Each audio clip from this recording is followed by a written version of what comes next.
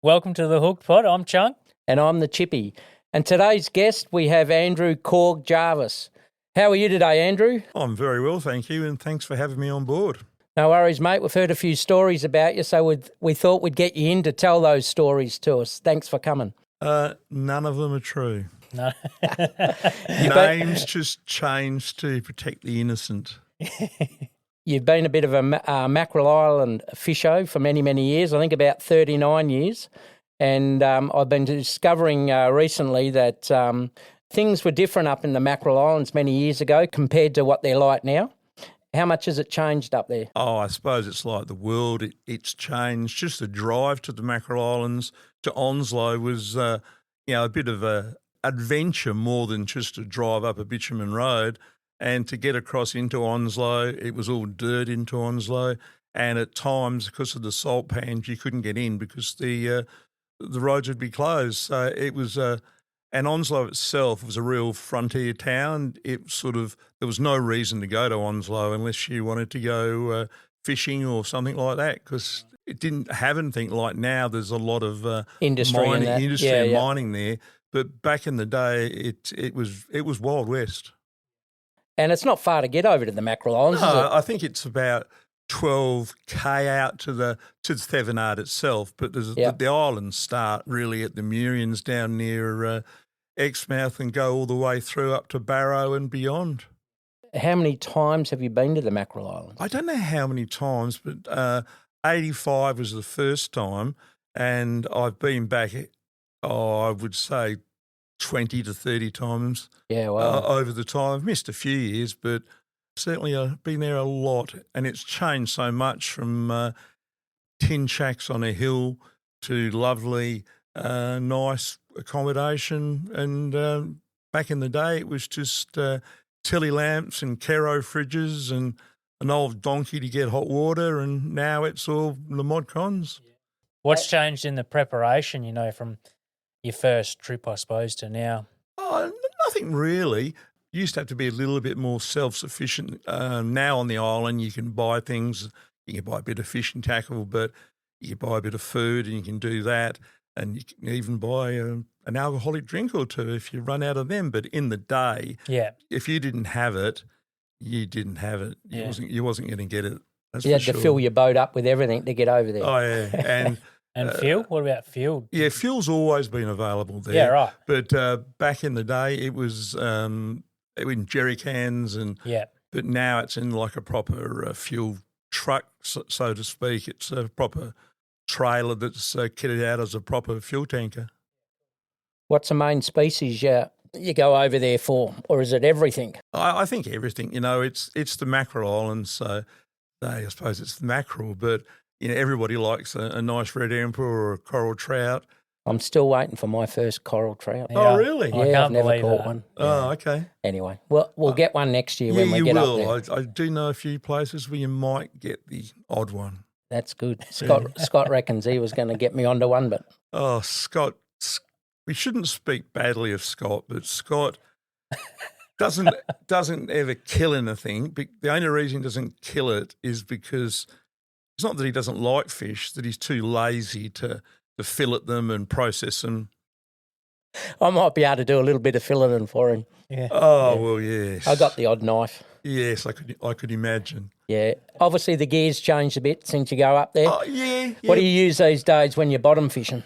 We just use high-quality spin tackle, really. Yep. It's multi-use. You can use it for trawling as well. In the day, it was more of the overheads and that for trawling, but these days the spinning reels are that far advanced. Yeah, you can use them. We used to take our spare parts for our Pen 850 spin fishers because the bail rollers had run out, the drags had burn out, and you'd put 2 drags in on a trip. Now you're sort of getting your reel serviced every 2 years, so it's just how things have changed. Yeah, the biggest thing is the advent of GPS. Back in the 80s, it was all the navigation was with a sumlog, a map, and a compass, and that's the only thing you had, plus your echo sounder to find the spot. So I was lucky enough to fish with Daryl Hitchens, and he's a very good skipper and he reasonably smart bloke, and he used to work it all out. And we was fishing some spots that were probably 20, 30 k's from the island, and still finding them with that sort of technology. Yeah, Wow. which is amazing. I couldn't do it, but take my hat off to people like Darryl that could. People don't realise now that GPS just ruins it. It's probably one thing that makes the fishing a little bit hard to regulate, because we can always go back to that spot every time. You only need a phone, don't you? Yeah, well, that's right. You don't even need an echo sounder or That's just right. use the phone. Mitchell's probably a perfect one for that. Everywhere he goes, he gets his phone out and, I know a spot just about here. And My son does the same. oh, okay. Yeah. I'm trying to get back to this photo in the Western Angler. Oh, yours, Korg. Oh, here we go. Here it is. Me you- in my younger days. You as a young fella. Yes. That actually made it hard to believe to the front cover of Modern Fishing in 1986. Ah, A semi-naked me on the front cover of a magazine, Australia-wide. It's amazing, isn't it? I can't remember Modern Fishing magazine. That's the sad thing with fishing magazines. There's so few left now. Wow, this one's a great one because it's been going We're 40 the only, years, hasn't it? we're the only one in Western Australia now. Yeah, Really? yeah. Yeah. No, it's great. And at one stage there was 5, up to 5, I think. So Yeah. was Modern Fishing magazine in WA, was it? Well, it was Australia-wide. Australia-wide. Yeah, Darryl used to write for them. So. Yeah, right. what else was there? Oh, Fishing World, Yeah. and then there's been so many different fishing mags that I can't think of all of their names. Yeah. But Mm. But that's all I can remember is, this one, yeah, well, as I say, You're only a young fella, mate. Yeah, yeah, they probably Nine- started. 95, I was only just starting to learn to Yeah, read. that print media was probably starting to go downhill then, so it wasn't at its peak.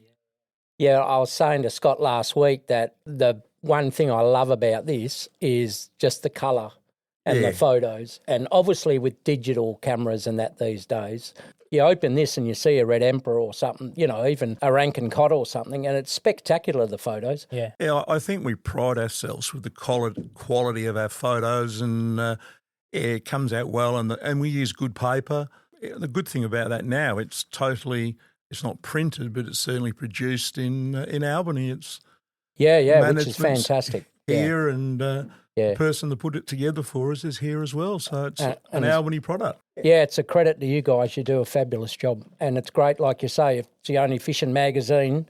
Tell us Yes. about Scott Reef, mate. Apparently you went out there to catch a bucket list fish. Yes, I did. I went out to catch a dogtooth tuna. Yep.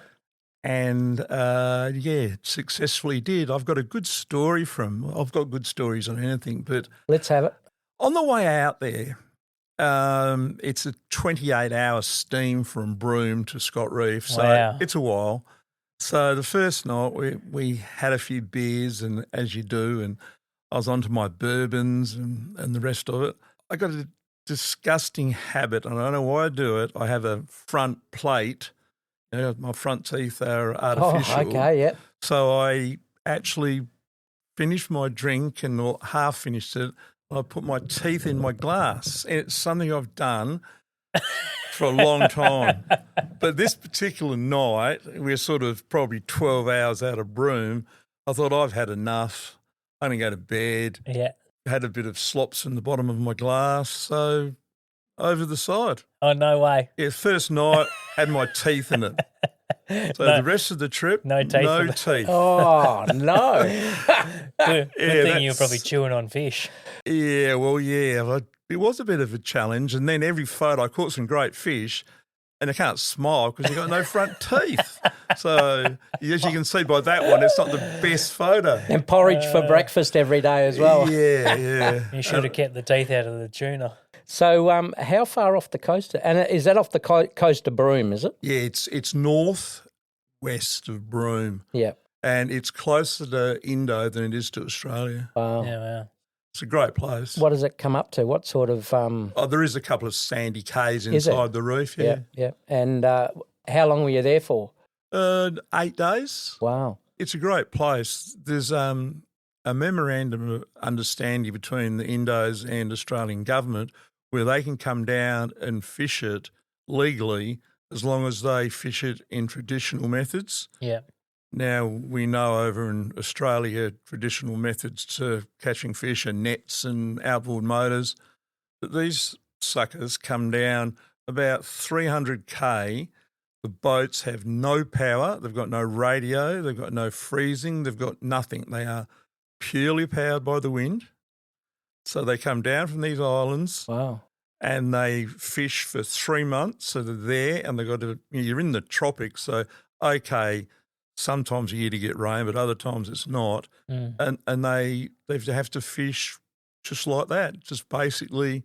So they do it so hard. Yeah. And yet we gave them some biscuits and some bit of fruit we had, and they're just so nice people. You know, you hear a lot of things about the Indos, you know, with taking the fish and all that.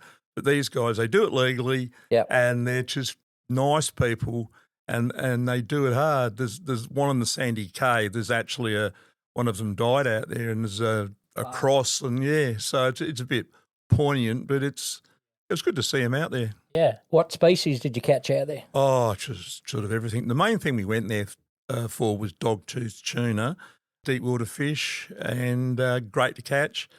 But, you know, everything else in between, you know, coral trout, mackerel, wahoo, giant trevally. Yep.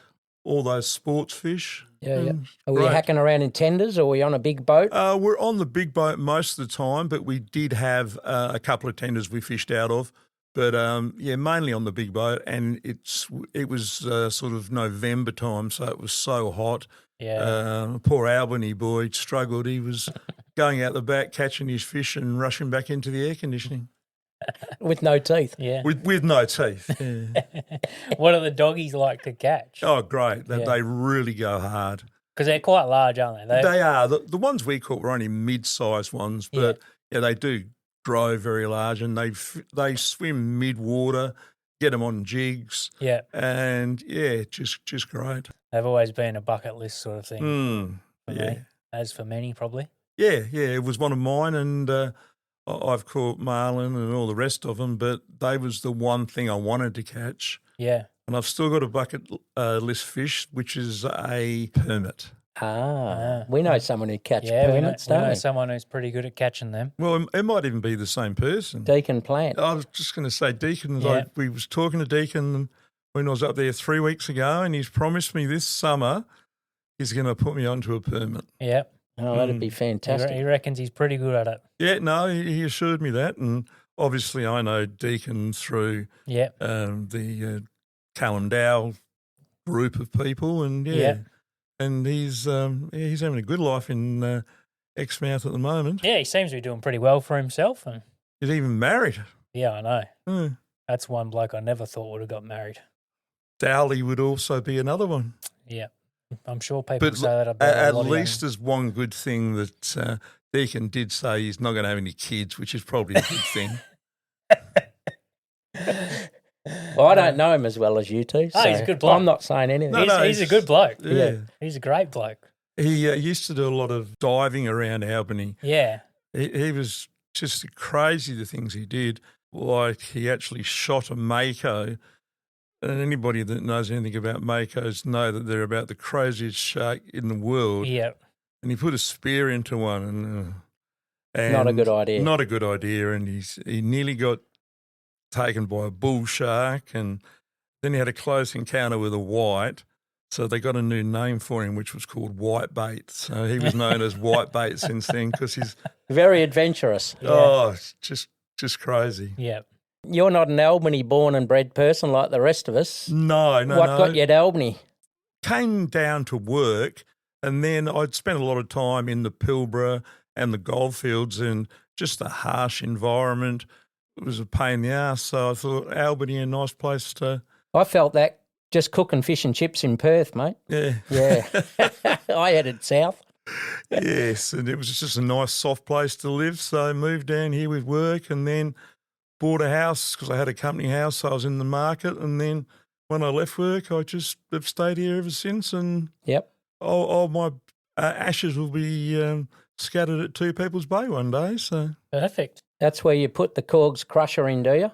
it goes in there quite a bit. Yeah, and you've renovated that recently. How's that going? Yes, it's going very well. We've got a new Honda motor on it, which is great. had a great paint job done down here, which is looking good, and a new Lowrance sounder. So, yeah, no, she's going good, and it's into her 10th year. Oh, I can't forget the new Westerberg trailers. So, Yeah. got to Give them a plug. give them a plug. Yep, yeah. Where's your favourite place to fish down here when you get the crusher into the water? These days, as old people tend to do in Albany, I just love my King George whiting fishing and squid this time of year. Yeah, plenty of them around. Yes, but I love to fish out of two peoples, out of chains. And they're very accessible, aren't they? Yeah. For beach launching. Yeah, chains especially is a bit easier than two people. Two peoples at the moment you can't launch, so... I think you said there's a cliff there at the moment, is Yeah, there? there's a nice little drop, so... That's our winter. Yes. And then you just head up north just to have a bit of fun. Yeah, I've always gone up north, and north has changed. It's become a lot bigger problem with the sharks. Towns like Exmouth have changed. They've gone from where all the grey nomads went to where all the yuppies go, and just changing a bit. So I do love my time at the Mackerel Islands because it's a place where generally people are only there to fish. Yeah, yeah. And especially when we're there with the sea safari from the Western Angler, you don't have that anti-fishing thing, which is a thing that it's starting to happen more and more. I don't know if Scotty told you the story about when he was fishing just down at Emu Point a couple of years ago. He was just wading through the shallows, just flicking lures around, and there was this lady following him, trying to scare all the fish so he wouldn't catch anything because she Really? didn't agree because he was fishing. Oh, my goodness. Unbelievable. I was going to say she was very lucky it was him, not me. Yeah, yeah. Now, I fish Quobba, which is north of Carnarvon and one of the best land-based sports fishing platforms in Australia, if not the best. Yep. And I did it from a young age, and I knew what I was doing. I was careful and never had too many problems, but probably about 12, 15 years ago, I was up there chasing shark mackerel. When you chase shark mackerel more for sports fish, but you go up in the summertime, so there's not a lot of swell, and swell is the normal thing you think. Well, people getting washed off of rocks, bigger swells come through and, take people, and that's what you think, king waves. When you go to Quobba, the first thing you see as you get to the T-junction on the road is a big sign that says, king waves kill. Yep, Yeah. everyone sees that Everybody sign. that's seen it would know it. Yep. But my situation was completely different. We fished the lower ledges because there's not big swell. And I'd been fishing in the morning at a spot where I deemed it a little bit dangerous, so I was wearing a PFD and doing the right thing. Yep. Then it was very quiet, so we went up the coast. We went to a spot that I've fished hundreds of times before. I deemed it as a safe place, and for whatever reason, no PFD. The PFD was in the car, good Yeah. place for it. I was on this ledge right at the water. This wave came in, and it may have been, I don't reckon it'd even be half a metre, perhaps a third of a metre bigger than the other waves. The first wave came past me, it sort of came up to my knees. And then the next one came, and it was probably halfway between my knees and my other bits that I didn't want to get wet. Mm. It went behind me, and what I didn't notice that I was standing very close to the ledge that went up straight behind me. So this wave had a little bit more power, hit this ledge behind me, and just came rocketing back and took my legs out from underneath me, and then rolled me over the oyster buddy rocks Oh, crap. and dragged me into the water. Yeah. So, not a good situation. No PFD. No PFD, but I always tell people this story, and I don't know if they believe it, but it's God's honest truth. As I'm getting tumbled over these rocks, getting cut up and bashed, and I'm thinking, this is going to look really bad. I'm not wearing a PFD, and I've just written a story for the Western Angler about, fishing there, and always said, wear your Safety. PFD. Yeah. And I'm not going to have one on. So I'm thinking this as I'm getting tumbled in the water. It wasn't I'm going to die or this or that. Oh, this isn't going to look very good. You're thinking how I'm going to look here. What an idiot I am. Yeah, basically. Yeah. And luckily, because it wasn't big swell, I was able to get back out more or less straight away and off to hospital and home in an aeroplane. So I was very lucky. Yeah. But it's a good story, and it's just what it really boils down to. No matter how many times you fish on the rocks, no matter how good or how safe you are, it can happen to you. Yeah. So even if you think it's the safest place in the world, wear a PFD. It's it'll save your life. Our coastline is incredible. The amount of ledges and cliffs, steep point, all the way down here to Albany. There is ledges, there is shiny rocks, there's cliffs everywhere. And I mean, you can do it safely or you can do it without, any safety gear. And why people, and pretty hard for you to answer this. I mean, you had your PFD on at one time during the day, you took it off and then went, why does it happen? There's no reason not to have a PFD on these days. They're not that expensive, and I actually use one in the boat. Yeah, when I go out always, these days, as I've got older, Yep. I won't go anywhere in my boat or anybody's boat without wearing my PFD. Yeah, and you've just proven that wasn't actually the wave that took you. It was the backwash off the ledge behind you that put you in the water. So things can happen without you even thinking about it. So. And in boats, really most boat accidents, just sure there's the old one of people don't put the bungs in the boat and the boat sinks, but it takes a bit of time. But most real accidents where lives are lost in boats are waves and boats get rolled over. You don't get time to get your No, your you life don't know jacket it's on. happening. No, So That's a very true point. yeah, so I think wearing life jackets in a boat is a good idea. Have you had any scary moments in your boat? In my boat, Yeah, it's only about 5 metres, isn't it? yeah, 6 metres. 6 I was metres, going to say that's it's a big bigger. boat. It's a 6 metre. Yeah. I haven't had too many really scary ones. Just times when the wind kicks up a bit more than it should have done. I was in Two People's Bay one day where a storm front came through. That was pretty scary. Sort of trying to keep the nose of the boat into the wind because he wasn't going anywhere, and that was pretty scary. But in the northern climes, probably back in the day with Darryl and his 5 metre boat, where there was a couple of times where I thought I was going to die with big waves bearing down on us. That was a Westerberg, mate. You wouldn't die in that. Come on. No, but there was always a thing. You don't get wet in a Westerberg, but boy, you used to get wet in that boat, I tell you. Yeah. But never mind, that's a classic boat, and it's still around in its original form. Fantastic. You obviously got a bit of a soft spot for Two People's Bay. Yeah. It was one of the first places I started fishing down here. Yeah. And I used to fish inside the bay, and I still remember very early on that I bagged out on pinkies, queenies, break sea, 2 people in the boat, and we came back with a full bag of fish, and I could still see my car on the beach. So Yeah. I always thought that was pretty good fishing. Yeah. It's changed a bit. There's not as many fish. It's just the pressure side, and now I fish the coral ground out of there a lot. Yeah. And still do very well. But I take people from Perth, and they can't believe we go out there, even at the weekends, and sometimes you don't see another boat when you're fishing out there. 10 miles out, you won't see anybody. No. You tend to be 2 peoples. People either go, if they're going to go 10 miles, they'll go the next 10 miles and go to the shelf. And, there's not a lot of boats that stay around in the coral ground at that, 10 to 12 mile mark. So, it's good country out there, and we catch good fish. Yeah, it is good. That's where I started off out that way. It's amazing. And I've seen good dewies caught in the bay, and Yeah. we've seen shark mackerel in there, shark mackerel caught in there.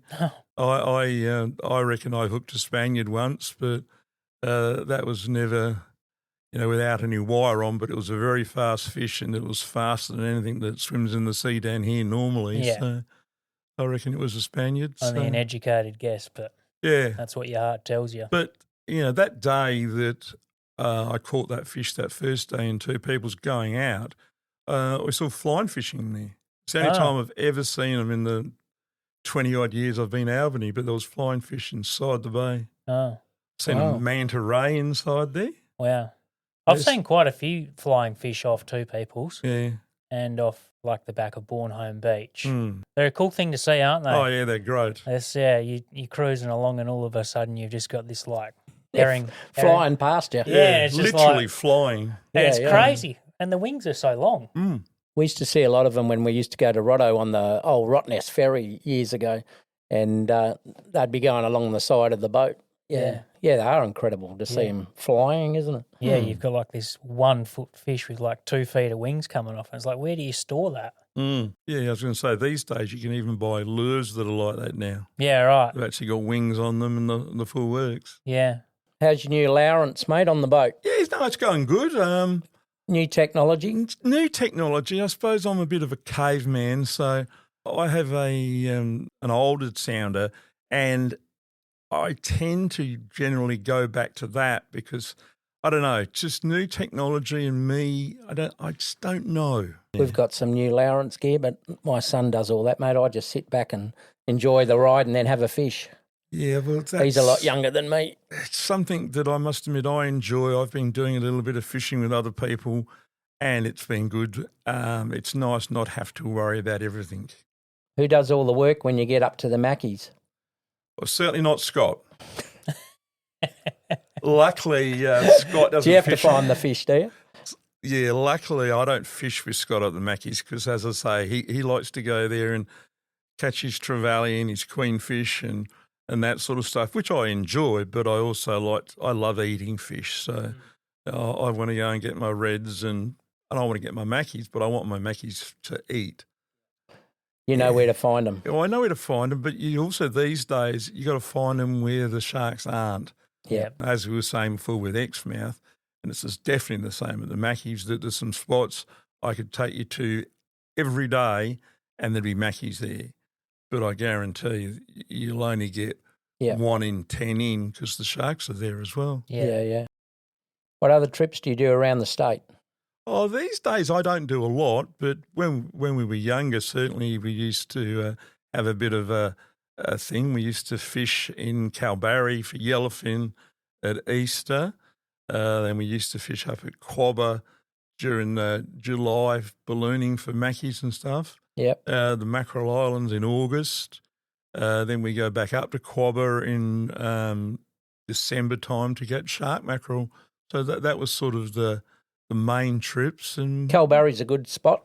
All sorts of fish in that Kalbarri. Yeah, it certainly was in the day. Yeah, a lot of people like getting a mulloway off the beach. Yep. Yeah. It's good. Tailor. We trawl in the river. You can get tailor in the river. Yeah. And then go up further up and get bream. Bream and mangrove jacks even. Yeah. No, it's a pretty special place, Kalbarri. We've been going there for years. But it's good for the kids in that too, if you've got kids, and being able to fish out of a small boat in the river.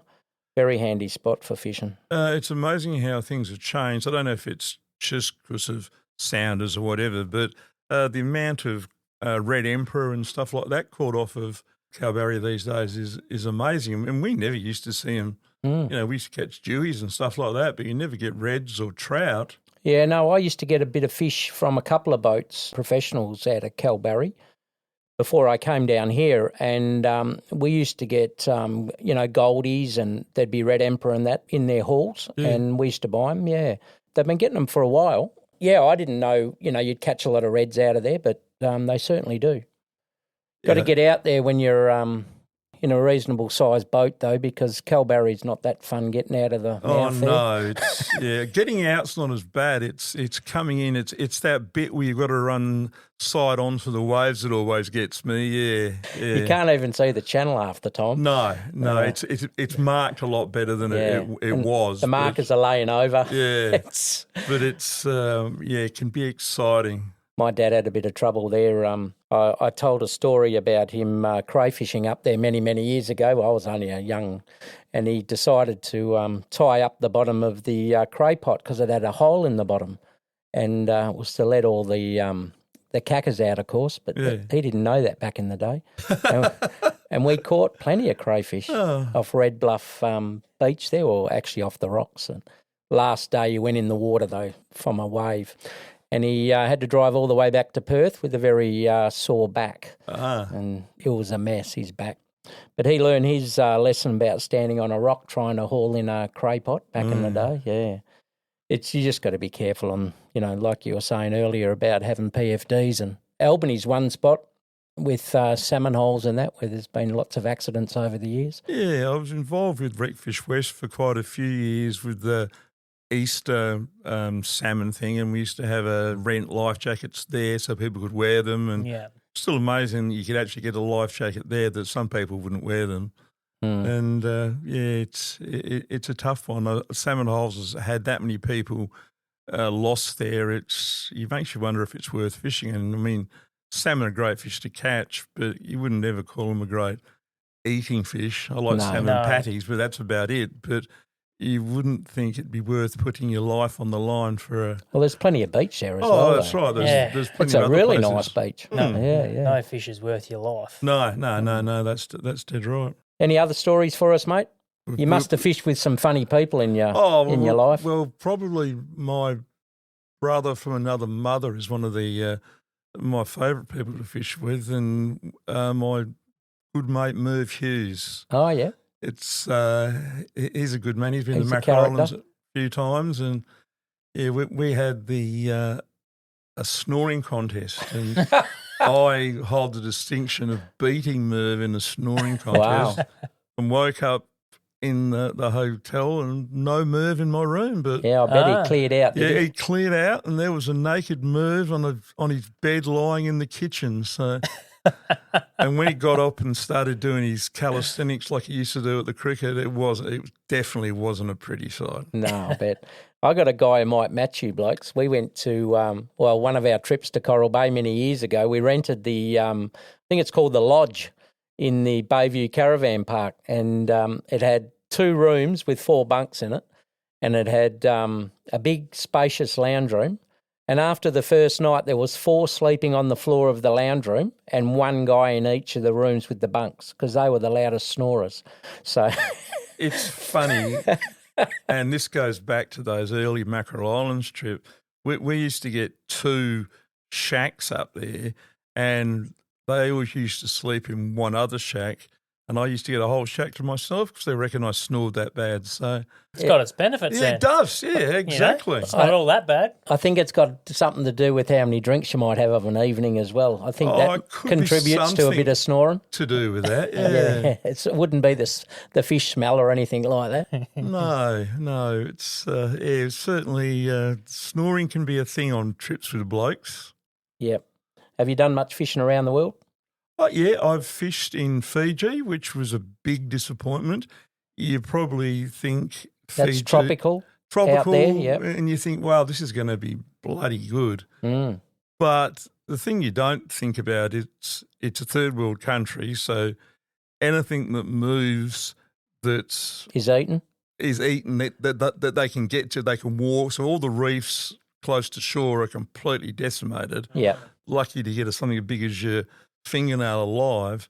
And the other problem is that they sold all their fishing rights to China. Right. So at night, you see all these fishing boats that are really just fishing off the back of the reef, and they do it in industrial type. They don't get to keep the fish. No. And when we fished there for a week.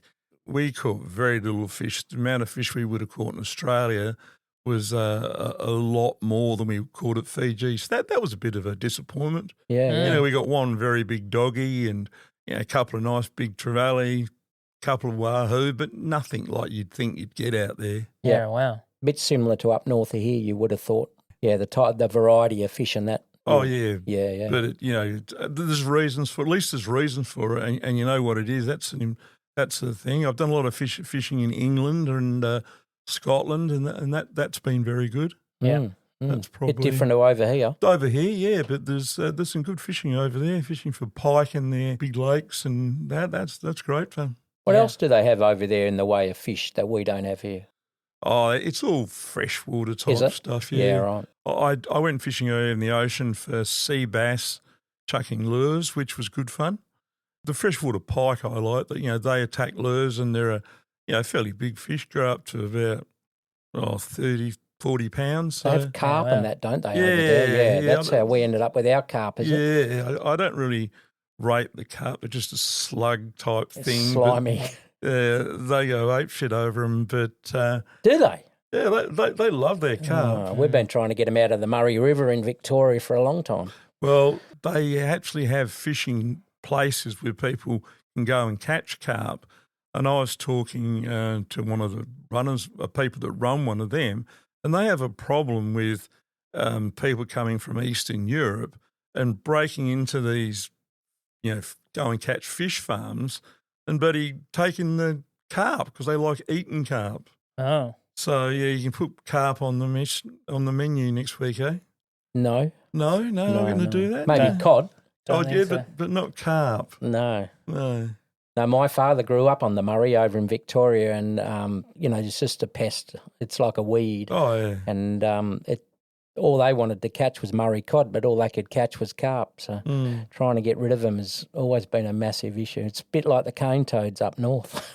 You don't hear as much about them anymore, do you, the old cane toads? I think they're still coming down our coast, though. Yeah. Slowly. Talking about coming down our coast, we was lucky enough to be at Wilderness Island, which is basically directly across from Exmouth on the in the Gulf. the other side of the Gulf. Yeah, east side. Yeah, and there was a group of kayakers there, and Scott and I were looking after them.